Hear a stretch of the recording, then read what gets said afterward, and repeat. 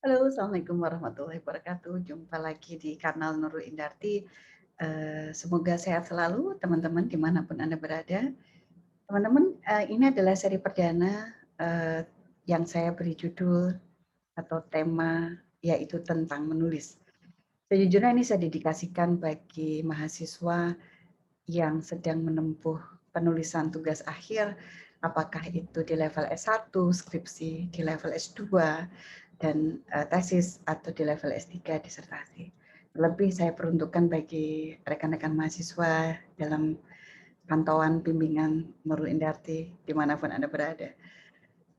Tetapi tidak menutup kemungkinan materi ini juga relevan untuk Bapak Ibu dosen yang punya bimbingan di penulisan tugas akhir, yang mudah-mudahan jika menikmati pemaparan ini bisa tidak sekedar menikmati saja, tapi juga mengimplementasikan.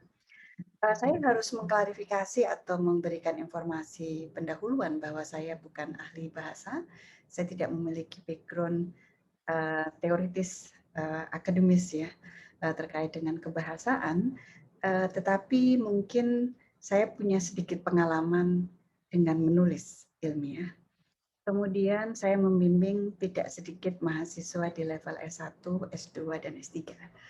Sehingga murni ini adalah catatan personal seorang Nurul Indarti dalam interaksi dengan beragam kepentingan, diantaranya adalah mahasiswa dalam pencapaian penyelesaian tugas akhir, yaitu karya tulis ilmiah. Tentu saya garis bawahi bahwa yang saya sampaikan di sesi tentang menulis ini adalah menulis karya ilmiah. Saya tidak punya pengalaman menulis novel yang dan sejenisnya, ya ilmiah yang kemudian ilmiah yang terkait dengan penulisan artikel, terutama dalam pembimbingan tugas akhir. Baik, mohon izin saya share screen. Saya akan mulai dengan pembahasan aspek-aspek penting menulis, gitu ya. Tentu sebelum membahas itu kita berangkat dari esensi menulis. Apa sih menulis itu dan mengapa atau tujuan menulis itu apa? Dan ini saya garis bawahi bahwa ini adalah menulis ilmiah. Menulis itu adalah sebuah proses di mana ada beragam simbol. Simbol ini apa, teman-teman? Simbol ini bisa saja huruf alfabet, kemudian tanda baca, titik, koma, titik dua, kurung, ya, garis miring. Kemudian simbol ini apa? Mungkin lambang-lambang tertentu seperti menunjukkan pangkat, kuadrat, akar, pecahan, perkalian, dan sebagainya. Yang ini prosesnya harus disusun dan diatur mengacu pada konvensi atau ketentuan tertentu dalam membuat kata-kata. Yang selanjutnya kata-kata disusun menjadi sebuah kalimat. Nah, kita perlu menyadari kita membuat rangkaian proses ini dalam ketentuan bahasa apa.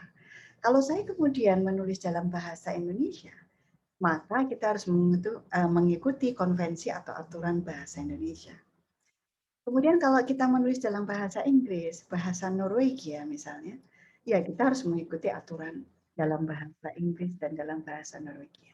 Yang tampaknya ini berbeda ya dari gaya bahasa, cara pengungkapan dan sebagainya. Karena di satu sisi bahasa itu juga ada style tersendiri. Nah, teman-teman, menulis itu melibatkan proses penyandian atau encoding beragam pesan. Yang intinya adalah sebenarnya ketika kita menulis itu adalah berkomunikasi.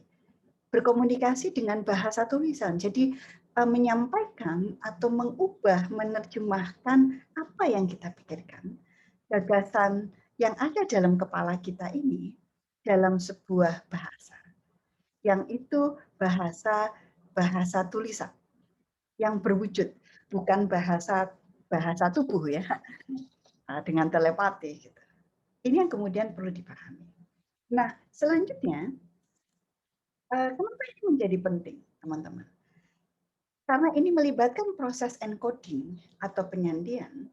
Di sini ketika kita menulis, kita perlu pastikan menulis itu untuk siapa.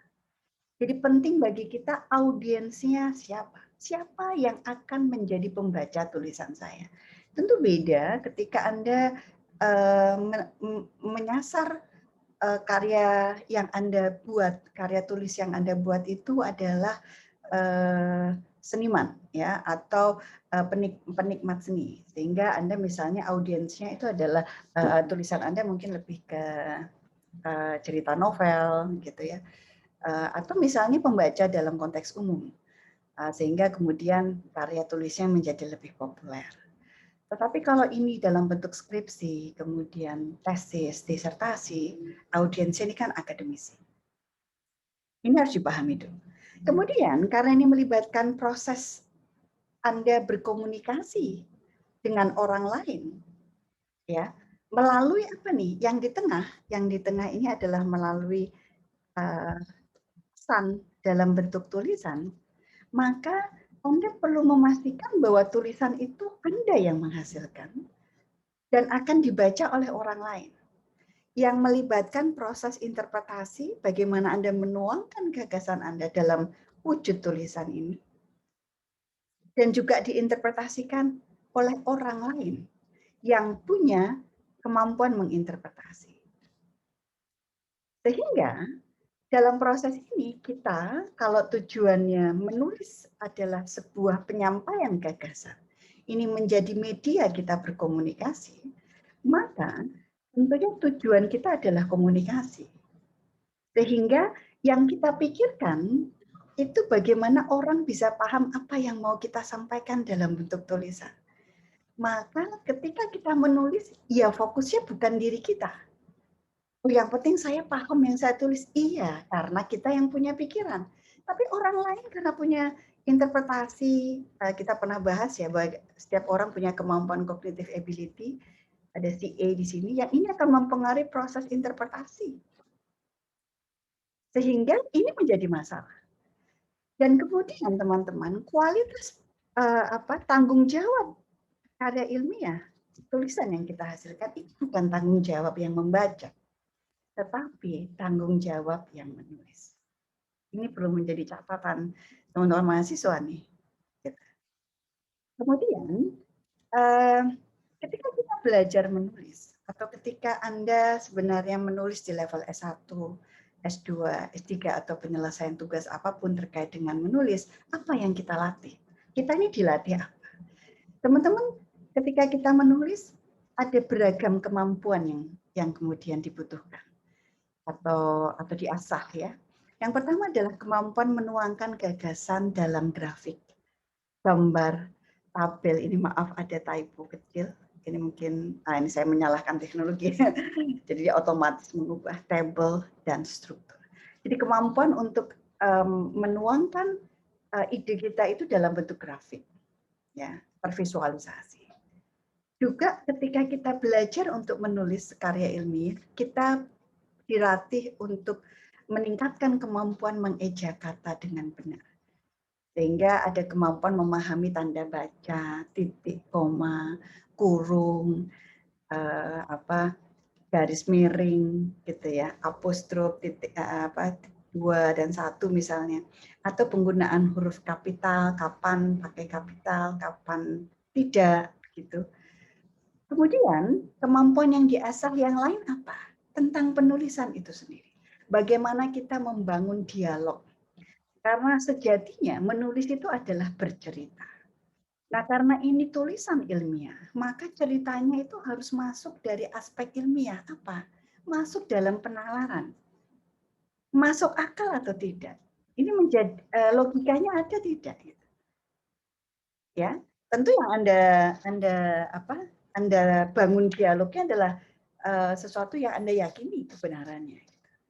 Jadi argumen nih. Nah, ketika bicara kemampuan penulisan, ya ini tata bahasa. Berarti kita perlu belajar misalnya terkait dengan membuat kalimat itu seperti apa, subjek, predikat, objek, kemudian ada kata awalan, kata depan, kemudian ada kalimat majemuk, penulisan dalam paragraf, satu kalimat itu seperti apa. Nah, ini terkait dengan kemampuan penulisan. Ini yang diasah ketika teman-teman belajar menyelesaikan tugas akhir, skripsi, disertasi maupun tesis. Kemudian yang diasah lain adalah kemampuan untuk menulis secara ringkas, padat, berisi. Ya, teman-teman menulis itu tidak sekedar banyaknya kata yang bisa Anda hasilkan, rangkaian kalimat yang bisa Anda tuangkan dalam paragraf atau jumlah halaman. Bukan itu. Ya, karena kalau yang dilihat adalah banyak halaman dan banyak kata, banyak paragraf, orang bisa berlomba-lomba menuangkan sebanyak mungkin. Tetapi yang menjadi tantangan dan yang diasah kemampuan kita adalah bagaimana kita menuangkan gagasan itu dalam tulisan yang padat berisi, concise, ringkas, short, ya, pendek, tapi tidak mengurangi makna dan cukup memberikan penjelasan. Karena kalau dilihat dari jumlah halaman, kemudian panjang kata, kalimat dan sebagainya, jumlah paragraf misalnya, di jurnal hampir sebagian jurnal itu membatasi, jurnal internasional itu membatasi 5.000 sampai 9.000 kata. Bahkan dulu waktu di program studi S3 untuk penelitian kualitatif itu dibatasi jumlah maksimal halaman. Ya. Jadi kemampuan menulis itu bukan ditentukan dari semakin banyak kalimat yang Anda hasilkan, jumlah halaman yang Anda ciptakan. Tetapi bagaimana Anda justru bisa membuat tulisan itu padat, ringkas, dan berisi. Karena ada statement yang mengatakan the more you write, the more mistake you may make. Ini hati-hati. Jadi ini teman-teman, jadi kemampuan inilah yang diasah, maka berbahagialah bagi teman-teman yang berada dalam fase ini. Karena kita belajar banyak terkait dengan aspek ini. Jadi jangan patah semangat. Nah, yang perlu diperhatikan. Teman-teman, esensi menulis adalah berkomunikasi, bercerita secara argumentatif menggunakan logik penalaran yang baik. Sehingga yang perlu diperhatikan adalah penulis itu punya kendali kognitif dalam menulis.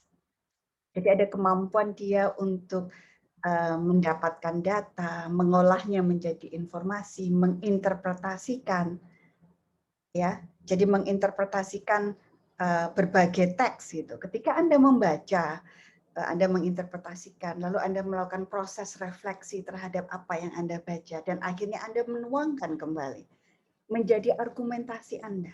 Ini yang kemudian perlu dipertimbangkan. Bagaimana kita melakukan interpretasi terhadap teks? Tidak sedikit orang membaca teks artikel dalam sebuah jurnal, interpretasinya tidak tepat. Ya. Nah, kalau interpretasinya tidak tepat, refleksi menjadi masalah.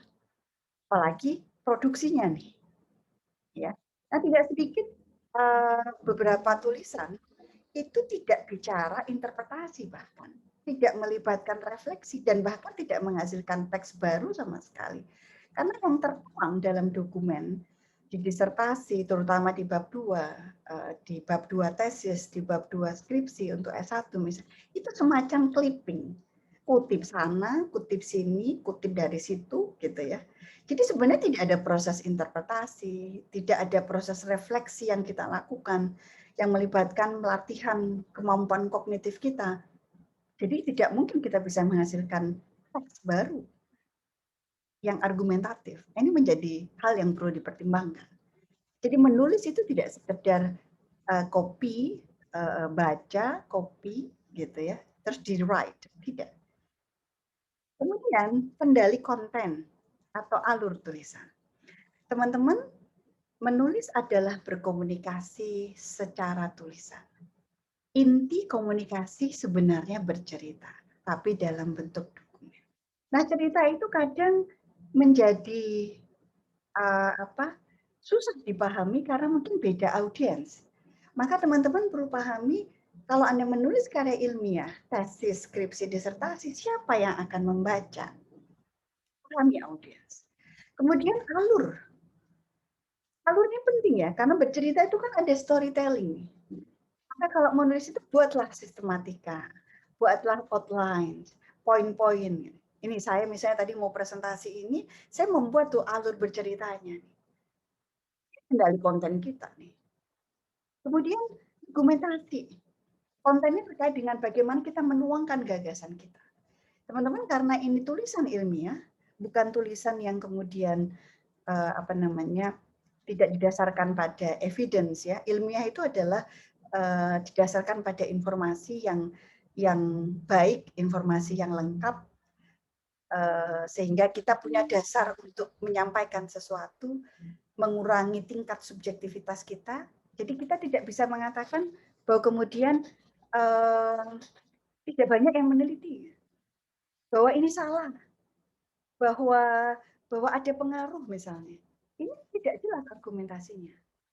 Kadang dalam tulisan kita, misalnya saya berikan contoh di sini, abstrak simpulan itu justru tidak menggambarkan isi.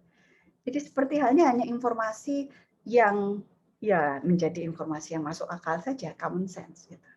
Ini harus kita kendalikan. Kendali konten, kendali alur tulisan. Ini penting sekali dalam sebuah tulisan. Kemudian yang berikutnya yang tidak kalah pentingnya adalah kendali teknis penulisan. Ini tata bahasa. Teman-teman tadi disampaikan di awal bahwa menulis adalah penyandian. Penyandian dari simbol ya, yang dirangkai menjadi sebuah kata, kalimat, paragraf. Nah, itu mengikuti aturan main tertentu. Konvensi bahasanya siapa?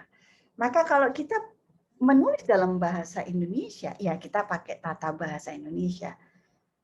Jadi penting kita paham dan punya kendali terhadap pemaknaan bagaimana sih menghasilkan sebuah kalimat. Kalimat itu ya subjek, predikat, objek. Apa itu bisa bertindak sebagai kata depan? Gimana sih nulis kata depan, kata awalan, melakukan penulisan terkait dengan penggunaan kata penghubung atau kata hubung, tanda baca. Kemudian kalimat majemuk rapatan, kalimat majemuk bertingkat misalnya, kalimat dan paragraf ini maaf typo juga ini otomatis dari PPT-nya. Kemudian pilihan kata, diction ya. Sekali lagi karena menulis itu berargumen, bercerita, maka kata yang Anda pilih itu memberi bobot yang tidak sama. Misal, saya mengatakan kepada penggunaan kata suka, ya, suka dengan cinta. Cinta itu kan pasti suka, tapi suka belum tentu cinta. Misal, kita melakukan analisis, menguji, ini levelnya berbeda. Menguji itu ya pasti menganalisis, tapi menganalisis belum tentu menguji. Ini diction, teman-teman. Pilihan kata. Dan pilihan kata ini merepresentasikan kita berada dalam level pembelajaran di berapa nih. Kita mengikuti taksonomi Bloom misalnya ya. Jadi level pertama itu mengetahui, kemudian melakukan deskriptif, kemudian menganalisis, menginterpretasi, mengevaluasi, synthesize, dan sebagainya. Ini menjadi penting. Jadi kata itu punya bobot atau punya kekuatan. Ya, jadi hati-hati dalam penggunaan kata, pilihan kata. Kemudian ejaan yang disempurnakan. Ini menjadi penting ketika Anda menggunakan tata bahasa Indonesia. Jadi gunakan grammar dalam bahasa Indonesia. Kemudian yang tidak kalah pentingnya lagi di kendali teknis itu adalah aspek keterbacaan. Aspek keterbacaan ini adalah tipografi. Misal format word-nya, format tulisannya nih. Anda memilih misalnya jenis huruf. Nah, satu halaman hurufnya beda-beda. Tata letak nih, margin kanan, margin kiri, Anda meletakkan gambar, tabel, susunannya nih ya. Kemudian tampilan cetakan kalau sekarang kan mungkin tidak dicetak ya karena banyak komunikasi dengan digital. Tetapi even itu digital kan di PDF kan misalnya. Kadang konversi dari Word ke PDF ini mengubah struktur tulisan ini. Ini penting. Nah, teman-teman, aspek keterbacaan atau tipografi ini penting untuk dipertimbangkan karena menyangkut aspek seberapa lama, seberapa tahan pembaca, orang yang membaca tulisan Anda itu menikmati tulisan Anda. Bagi saya personal, dan mungkin sebagian dosen pembimbing Anda, ketika tipografi ini tidak dipertimbangkan, berarti Anda sebenarnya tidak peduli hal kecil. Ya sudah, Kenapa kita harus pedulikan gitu? Bagi saya ini penting. Ya sebenarnya semuanya penting ya. Kendali teknis, kendali konten, kendali kognitif. Nah, ini yang kemudian saya mengutip beberapa tulisan yang saya evaluasi. Ini adalah tulisan beberapa bimbingan saya. Mereka sudah berproses, ada yang sudah lulus, ada yang masih dalam proses, sudah mau sidang dan sebagainya. Mohon izin saya menggunakan, saya tidak menyebutkan nama, gitu ya. Ini kita refleksikan bersama dari apa yang tadi saya sampaikan, poin-poin kendali dalam penulisan, ya, karena ini akan menentukan keberhasilan komunikasi tertulis kita, terutama keberhasilan dalam penyelesaian studi. Anda bisa bayangkan kalau kemudian ada proses, ada 3 aspek ini yang terabaikan, yang tidak dipertimbangkan, ini akan mempengaruhi komitmen dosen dalam mengevaluasi karya tulis Anda. Ya, saya misalnya menerima dokumen itu dalam Word yang di PDF-kan dan saya membaca biasanya kalau sekarang ini daring kan tidak dalam bentuk hard copy ya. Sebagian besar sejak pandemi itu saya lebih banyak menggunakan Word yang di PDF-kan dan itu saya jarang sekali membuka laptop. Saya menggunakan handphone dan coret-coretan di sana. Nah, kadang ketika membaca mungkin saat saya sedang leha-leha sambil nonton film gitu, di sebelah saya ada suami, ada anak saya gitu. Ketika tulisan ini tidak bisa saya pahami, terlalu banyak tipografi, aspek kesalahan tulis ya, baik dari tata bahasa, pilihan katanya, kalimatnya gitu. Apa yang kemungkinan terjadi dalam proses yang saya lakukan secara emosional? Saya pasti nggak nyaman. Dan saya yang tipikal ekspresif ya, biasanya saya miso-miso. Wah, alhamdulillah ini apa maksudnya gitu ya. Mungkin bimbingan saya paham betul, saya suka menulis tanda tanya. The carpe is what misalnya, gitu. Maksudnya apa ini gitu ya. Nah kalau seperti ini, satu jelas kita tidak akan melanjutkan, kami seperti dosen ini tidak akan melanjutkan bacanya seperti melanjutkan membaca tulisan Anda. Tapi di sisi lain dari aspek emosional dosen, kalau kami dari dosen tidak bisa mengelola emosi, teman-teman ketahuilah bisa saja ini akan mempengaruhi stabilitas emosi dosen, stabilitas keharmonisan rumah tangga kami-kami ini. Jadi kualitas tulisan Anda, bagian Anda mengendalikan 3 aspek ini berkontribusi pada kepentingan kehidupan dosen Anda. Ini perlu juga dipertimbangkan. Nah, kita refleksi ya dari beragam fakta. Ini saya mengambil. Teman-teman, bagaimana Anda bisa membaca satu tulisan terdiri dari satu paragraf dan satu halaman? Jadi ada mahasiswa yang menuliskan di satu halaman itu terdiri hanya dari satu paragraf. Paragraf itu adalah kumpulan kalimat. Satu paragraf terdiri mestinya dari 2 kalimat. Di mana masing-masing kalimat memiliki atau atau mengandung pokok pikiran. Jadi kalau kita menyebut paragraf itu ya ada pokok pikiran utama dan pokok pikiran penjelas atau pendukung. Sehingga tidak mungkin satu paragraf itu satu halaman. Ini tulung, terlalu panjang, melelahkan. What is the point? Apa poinnya? Ini menjadi penting. Kemudian kalau teman-teman mencermati, mohon maaf yang kanan ternyata tidak terlalu jelas ya. Kalau teman-teman mencermati misalnya di kanan. Satu paragraf itu tadi minimal 2 kalimat ya. Seharusnya pokok pikiran utama dengan pokok pikiran. Yang di kanan ini kalau teman-teman baca, ini kalimatnya terdiri dari 1, 2, 3, 4, 5. Yang ini adalah reference. Ada lebih dari 3 baris. Dan satu paragraf hanya 1 kalimat.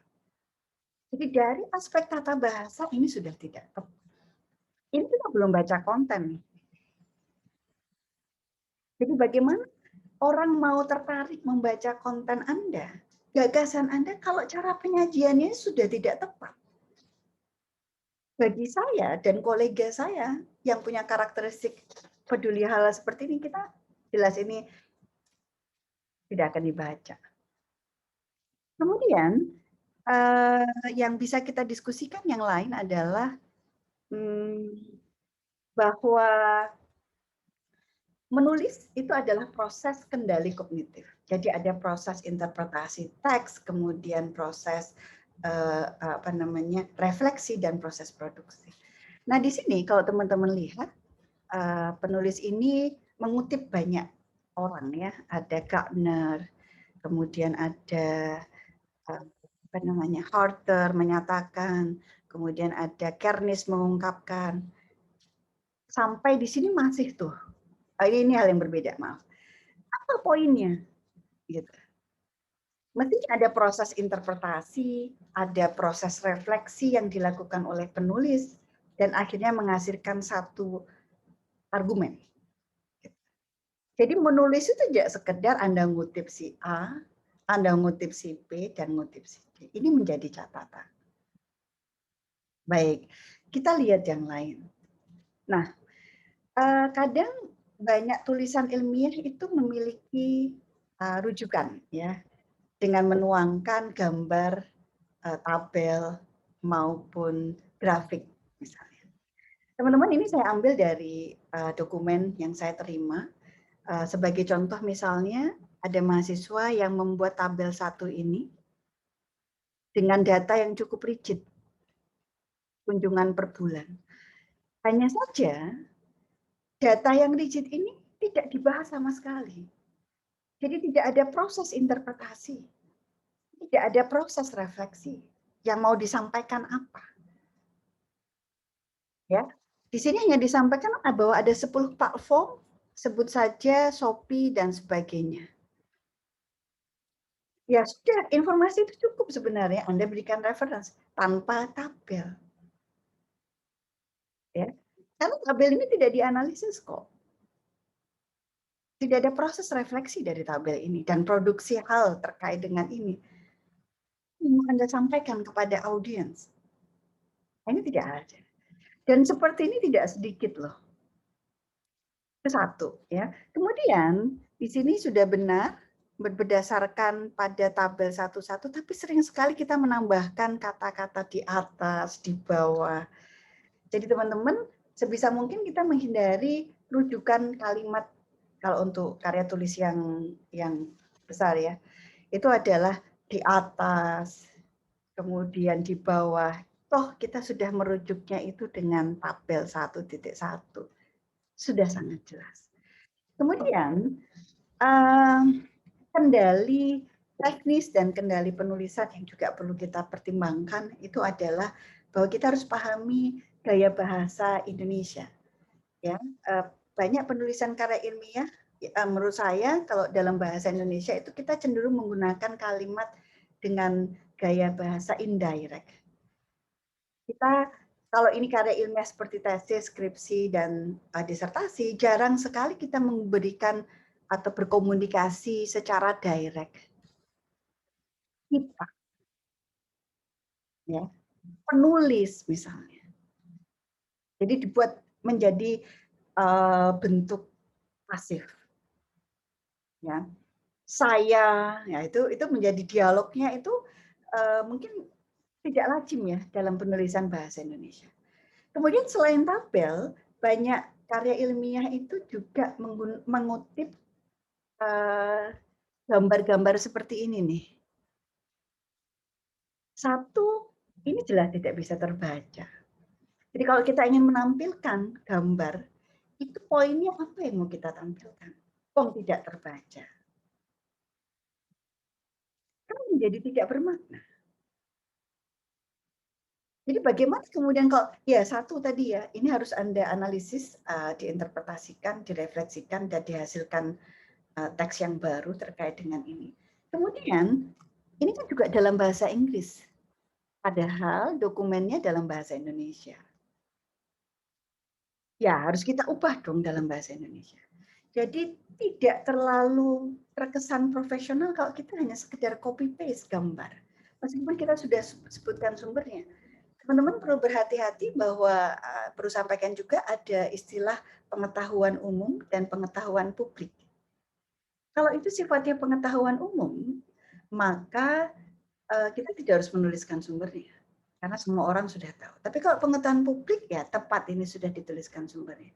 Tetapi perlu diingat bahwa gambar ini kan bukan Anda yang membuat, dan Anda sekedar copy paste. Dalam banyak aturan, ada beberapa aturan di perguruan tinggi tertentu, di negara tertentu, itu Anda harus minta izin dulu nih. Apalagi kalau nanti dokumen karya ilmiah Anda itu terpublikasi ya melalui direktori di universitas Anda misalnya, Anda harus punya klarifikasi bahwa Anda tidak punya masalah dengan hak kekayaan intelektual. Tapi kalau tidak, bisa Anda lakukan, Anda gambar sendiri dengan mencantumkan sumbernya. Ini menjadi catatan. Nah, termasuk di dalamnya adalah ini teman-teman. Satu ini mestinya dua ini nggak pakai titik, satu nggak pakai titik. Ini kecil-kecil ya. Tapi ini kalau tidak diteliti mengganggu dalam membaca. Jujur untuk saya personal. Kemudian ini format. Ada tabel tanpa ada heading, ada subjek, ada title ya. Maaf bukan subjek. Ini adalah tabel yang sebenarnya sudah ada di atasnya. Jadi tabel ini terpotong.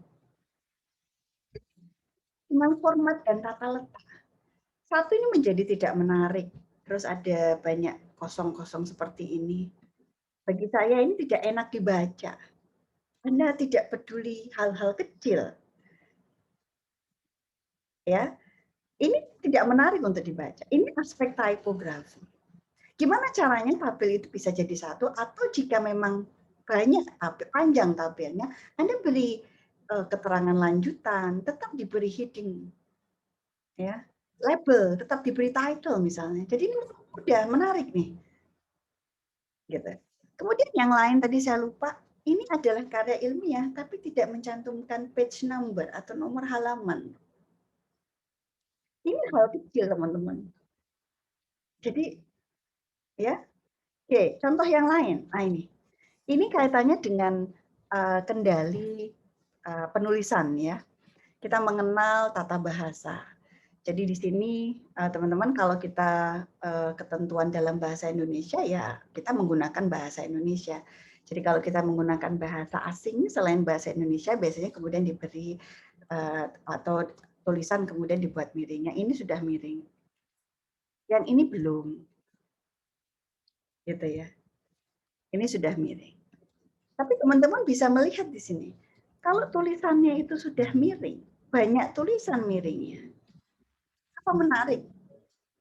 Saya sering mengatakan kepada mahasiswa, kalau tulisan Anda banyak miringnya, jangan-jangan yang miring nggak hanya tulisannya, tapi yang menulis. Apa yang harus Anda lakukan? Yang bisa dilakukan adalah kita mencoba mencari translasi. Coba cek di KBBI, atau kalau tidak diskusikan dengan ahli bahasa. Seperti ini kan terminologi yang nama konstruk atau variabel yang sudah bisa sangat di-Indonesiakan, karena brand itu kan sudah ada bahasa Indonesianya, personality juga ada bahasa Indonesianya, halal brand attitude juga ada bahasa Indonesianya. Jadi kalau dulu mungkin ketika saya masih menempuh S1 di mana penggunaan bahasa Inggris tidak terlalu intensif seperti sekarang, wajar adopsi atau akomodasi bahasa-bahasa Inggris itu masih baru ya. Ini kemudian perlu menjadi catatan. Nah, ini saya juga kutip secara spesifik, ini kaitannya dengan dictions. Teman-teman, ini saya ambil dari tujuan penelitian tesis, jadi ini di level S2, dan di sini dituliskan bahwa tujuan penelitian adalah mengetahui. Diction, kata, itu mengandung makna, dan kadang makna itu mencerminkan level tertentu. Jadi ini menjadi catatan teman-teman tujuan penelitian kalau di level S2 bahkan di level S1 itu tidak mengetahui. Mengetahui itu di level TK. Anak saya yang masih SD dulu baru TK misalnya, dia baru mengetahui bedanya api dengan air, mengetahui ada cahaya dan sebagainya. Tapi di level tingkat pembelajaran yang lebih tinggi menurut taksonomi Bloom, inilah harusnya dictionnya lebih powerful. Apa misalnya, kalau seperti ini ya berarti menguji atau membuktikan, ya. Jadi ini lebih kuat. Dictions itu punya makna yang berbeda. Jadi mohon ini juga berhati-hati. Ini contoh ya. Nah, jadi contoh yang lain adalah ini misalnya penggunaan yang sering sekali cukup membingungkan dalam karya ilmiah S1, S2, S3 itu adalah penggunaan kata-kata ini nih. Jadi kalau teman-teman karena rata-rata di Indonesia itu adalah penggunaannya dengan positivis. Jadi sebagian besar kadang karya tulis skripsi S1, tesis dan S3 itu adalah deduktif ya. Maka sering sekali muncul kata-kata begini nih. Pengaruh X pada Y. Jadi kalau kita menggunakan pengaruh X, ini bisa katanya pada atau terhadap. Kalau kita menggunakan pengaruh antara X dan Y. Jadi kalimat atau kata, maaf, antara itu dikaitkan dengan dan. Ya.